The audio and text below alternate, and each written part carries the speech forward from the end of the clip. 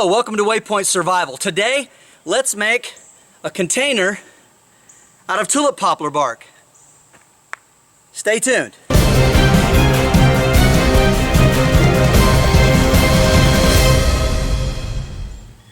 So here we are in Tennessee, and there's some ongoing logging here.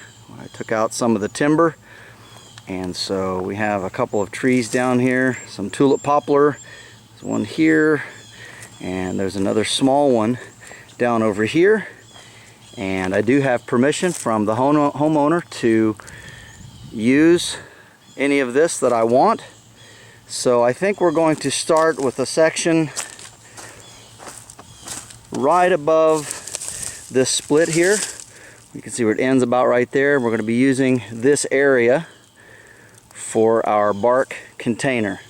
So what we're going to do is I'm going to use a relatively straight stick to make a straight line. We're just going to lay it on top of a wood like this, and then I'm going to cut beside it using my Mora neck knife here. And it's a pretty simple process. You just may have to score it a couple of times to get all the way through it. We're going all the way up to a knot right here. Slide this down because the stick has a curve in it down here at this end.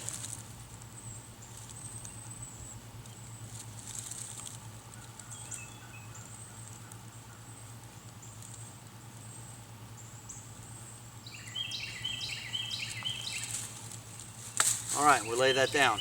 So in this part of the country, we don't have any birch bark, but we do have a lot of tulip poplar. And so all you want to do with the tulip poplar, again, is cut down through here. Now this is easier in the spring, but this is in July, and we still have enough moisture in this bark that we can release it fairly easily.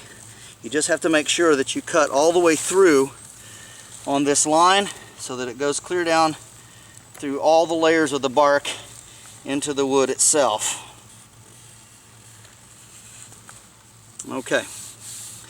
Now, having done that, we need to start on our sides and then make a cut around the circumference of this particular section that we've chosen here. And we try to pick one that's relatively free of knots. There's going to be some in here because the way tulip poplar grows, as they grow when they're small, they have branches down low, and then as they get bigger and bigger and as they grow up, the branches break and fall off. And so you can generally get pretty long straight sections of bark on your trees that's relatively free of knots and limbs.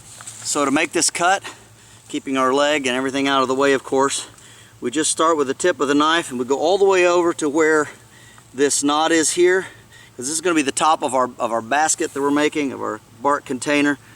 And so we want to come this way, and there's no hurry here. You just want to cut all the way around, trying to keep it as straight as you can.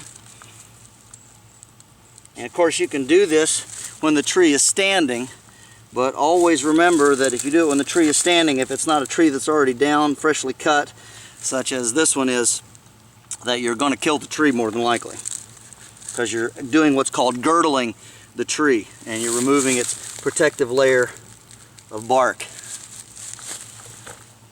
Now that we've got our line cut and long lengthways here, and we've made a nice circle cut around both ends, the other end and this end, we do take the tip of the knife right here, and we get up under the bark. So we take just the very tip, and we get up under it, and we try to peel that up.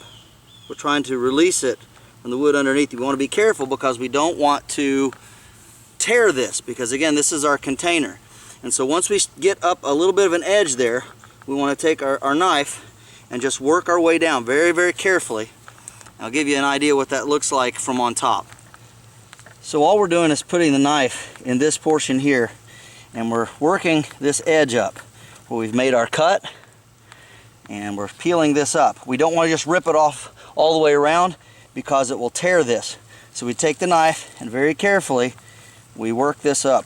Sometimes you can use the back of the knife, and just want to make sure, don't cut yourself, and make sure that you're getting up under all the bark. It's very important.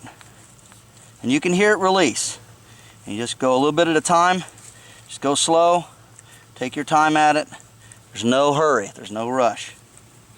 And we keep working our way down, peeling this very carefully, getting our fingers up under here, keeping it loose. And we'll work our way all the way down, and then we'll get back with you. Now that we have our bark loosened all the way down, all we do is we take the tips of our fingers and put them into the bark, and very carefully we just kind of go all the way down. We don't want to do too much at a time, but we just push down. Continual pressure back and forth as we're pulling this bark right off from around the tree itself. And be careful, there are some protrusions under here wherever these little knots and knobs are, and they will kind of tear up your fingers. So go slow. There's no race here. We're just wanting to be very gentle. We want this to come off nice and easy, and we want to make sure we get it off in one piece as much as is possible. So just work your way up and down. Continue to apply a steady pressure. And we're continuing to push. We went ahead and started on this other side. Sometimes you'll find when it's low to the ground like this, it's hard to get your fingers all the way around the underside. And also you'll find imperfections in the wood. And so you sometimes come across a little easier if you just work at it from both sides. And we've got just a little bit more to do here. And there we go. All right, and it dropped free. So got a few ants in here, and we'll go ahead and wipe those out. But as you can see, we have a really nice large piece of bark here, and this has multiple uses.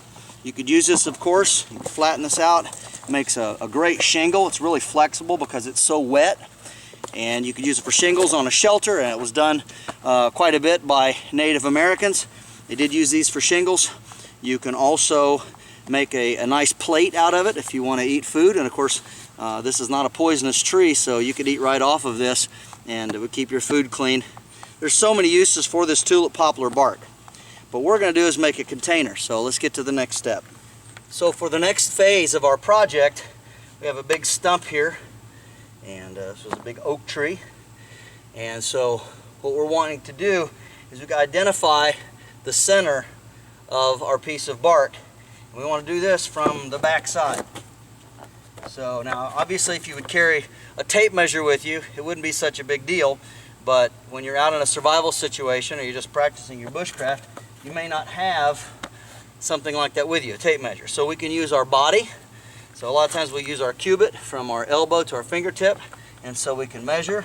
So that's 1 and 2, and from here we could say a span. So 2 cubits and a span.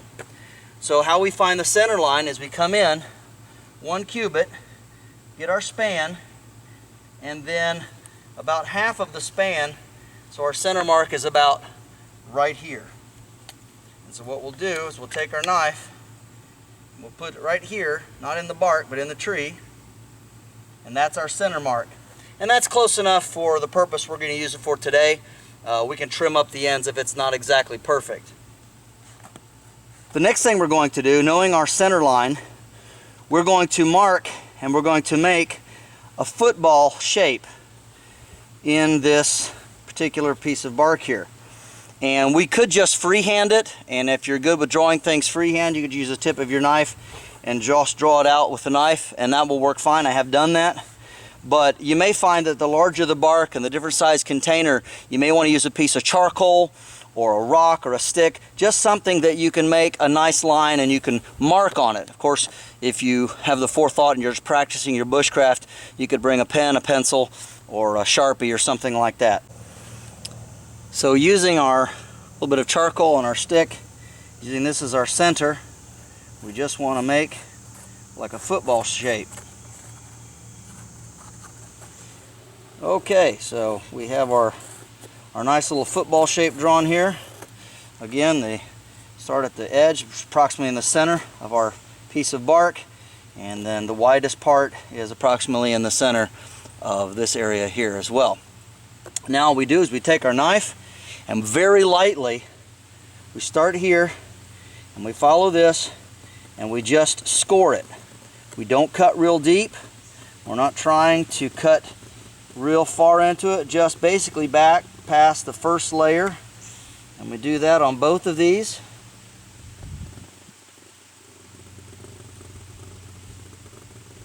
On around like this.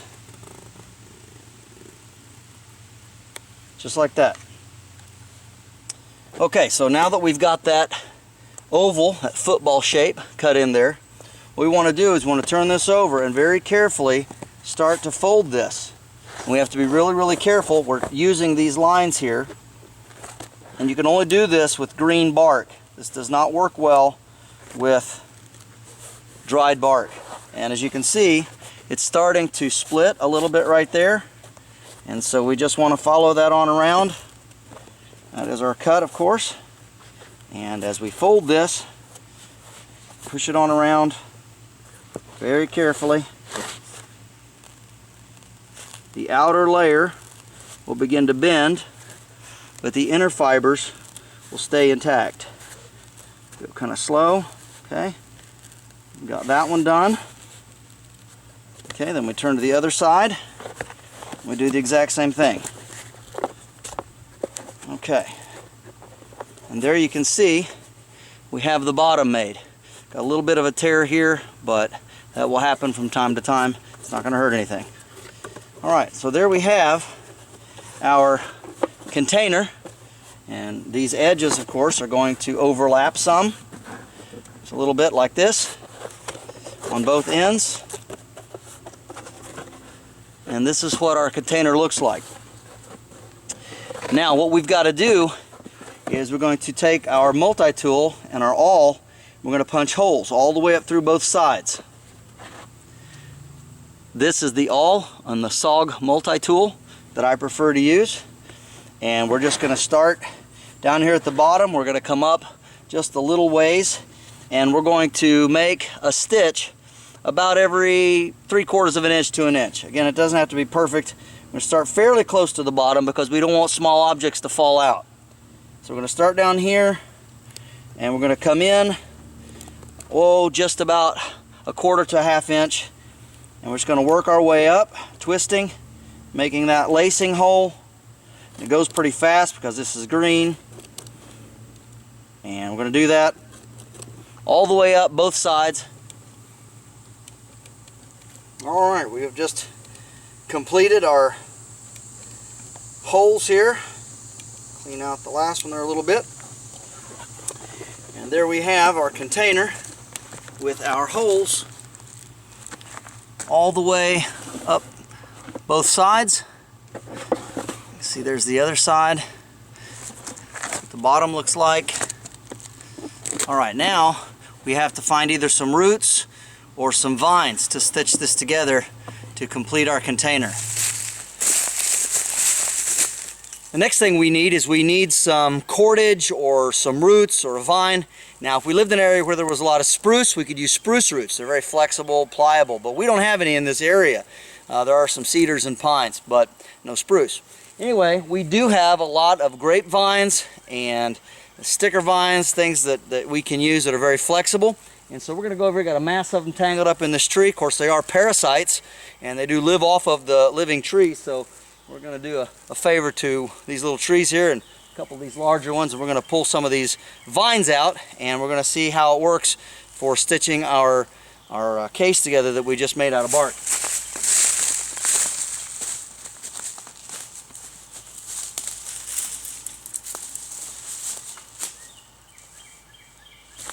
Alright, so another really good resource that we can use are these small vines that we find growing here. And they're really small and flexible. Of course, they're still green. You just take your fingers and strip off the leaves like that. And as you can see, it's real small, very flexible, and you can just wind it around your fingers just like you would string. And by doing that, we of course know that this is going to make really good cordage. And it's pretty strong, so it's going to hold our bark container together quite well. So we'll probably end up using this. So we got us a nice bundle of these very flexible roots. I opted to not go for the grapevine, the sticker vine, because I found these on the ground, and we found that these are a lot more flexible, and they don't have the stickers or the knobs that the other vines had on them. So what we're going to do is we're going to start with one of these larger ones, and we're going to start at the very bottom of our bark container. I'm going to start down in here from the inside, and then we're just going to do a lace just all the way around the outside, and we'll go ahead and get that started, and we'll show you what that looks like when we get going here in just a minute. So for starters, I've got one here. It's got a pretty large knob on the end, and then it's a good maybe 6.5 feet long. And so we'll just start on the inside with our bark container upside down. I'm going to take this, you want to stick it through, and you may have to make the edge of your vine a little pointy perhaps, but this one's going to pull through just fine. And so we just work it and pull it through, and then we're going to go lace it around and around and around as we work our way. And you're going to be careful with this stuff because sometimes they want to break on you, and that's alright. It's just a natural material, and you'll figure it out as you go.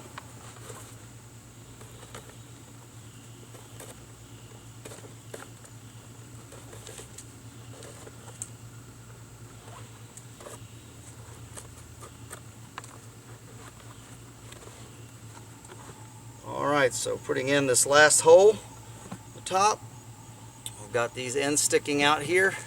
And you can see it's laced up the side, on that side, and also on that side. So now we have our container, but the top is still a little uneven here, so we're going to trim that with the knife. And then what we're going to do is we're going to take these roots and we're going to weave them around the top edge so as to make a little better of a top edge on it, so that in case we put something down in and it hits this edge, it won't fray this off. It'll help hold it together. So we're going to do that, and we'll get back with you. So I left these ends sticking out so that I could lace around the outside edge here. And you get to the place where your vine is a little short, and we do the same thing all up and down the side here, because obviously we don't have an unlimited length of cordage. So what we do is we take this, we pull it tight, and we want to take this end here and we tuck it back inside these other laces.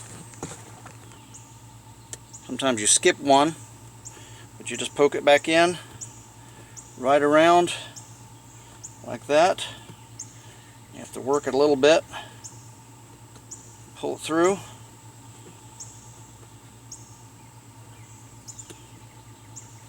And to get it through at least 2 or 3 to give it a good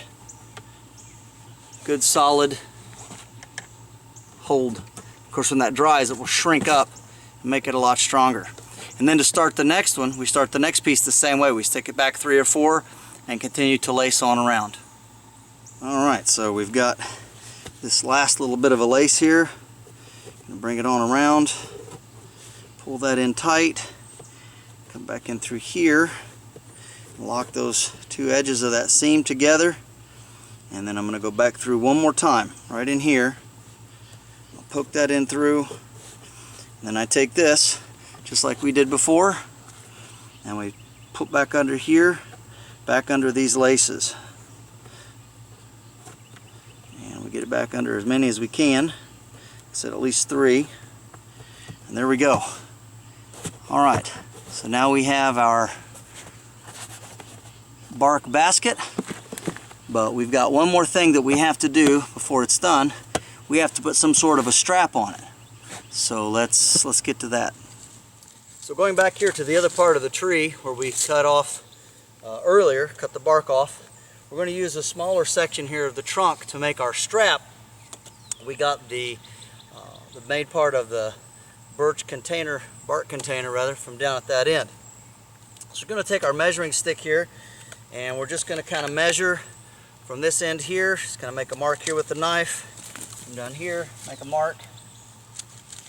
Alright, now we're going to do the exact same thing we did before using a straight edge. And we're going to start cutting. Try to do as much of a straight line as we can.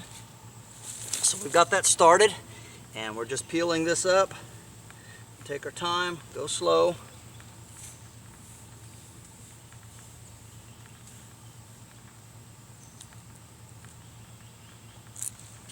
Alright, we've got a little bit of a piece here that we need to trim off. And there we have it.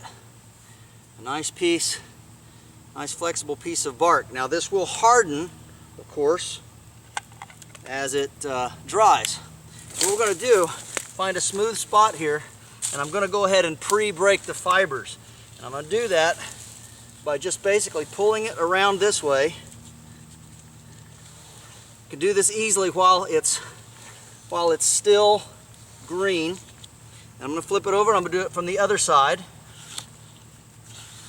Like this.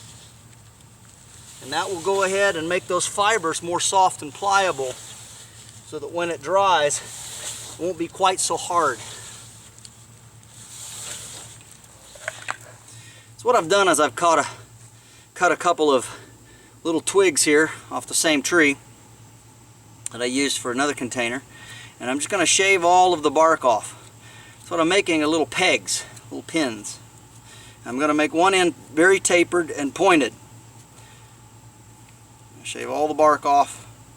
We don't want anything rough. This needs to be a pretty smooth stick. And so what I want to do is I'm going to cut this off just a little bit because it has a bit of a knot right there. So I'm going to lay this on the stump. I'm going to cut this off nice and square. Okay? And then I'm going to take and I'm going to fold this in half. Just like this.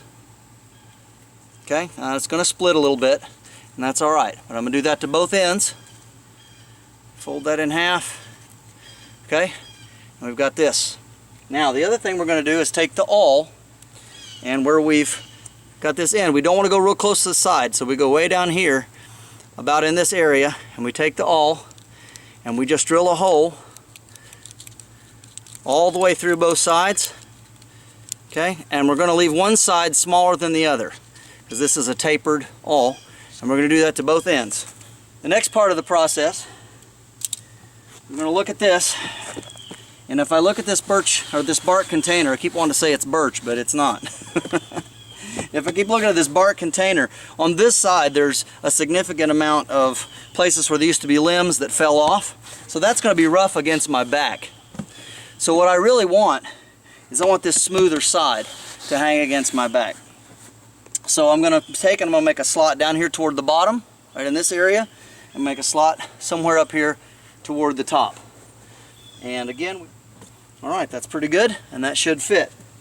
Now, how we do this is we're going to take and we're going to slide this through here, and we're going to make sure that we've got this down so it comes in from the top. So we make our hole just like that, and we slide this in like this.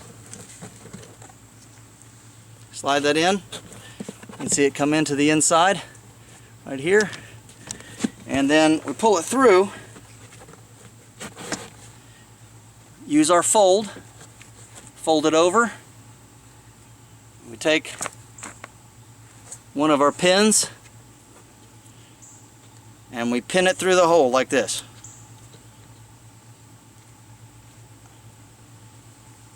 Just like that. Now when we pull it through, as you can see, it's going to pull up against it, and it's going to lock in around that pin. I'm going to go ahead and finish the whole strap, and then I'll show you what that looks like when we get done.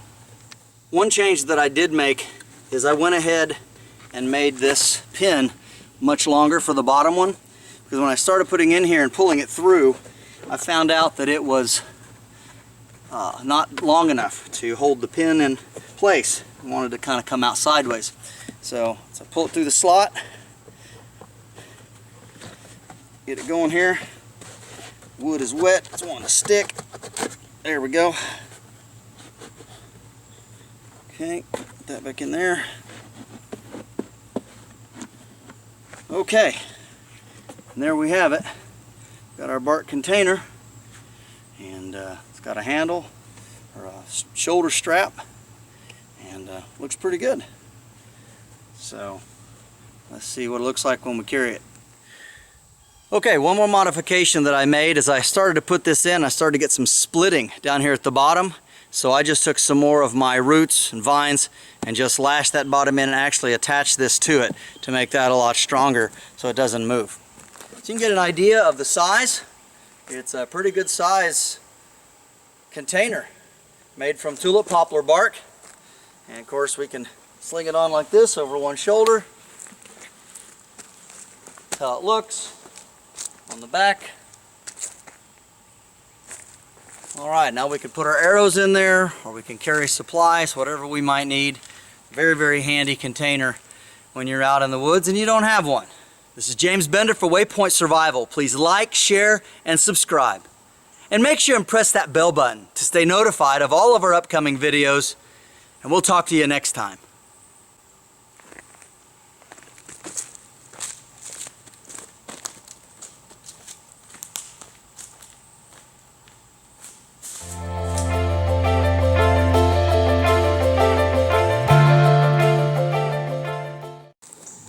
So we made this pack type basket out of bark, but let's say you don't want to make something that big or you don't have access to this kind of size wood. You can also make something much smaller, and this would be great for berry picking or for just carrying any other kind of wild edibles that you wish, or it could be a good just home project. And again, we made it the exact same way, the football shape at the bottom, and we folded it very carefully. And this one has been drying here for a couple of days or so, but we attached these the same way. We just folded it over, put some pins in it, and it does dry up a little bit, and that doesn't hurt anything at all. And it's pretty strong, holds a pretty decent amount of weight.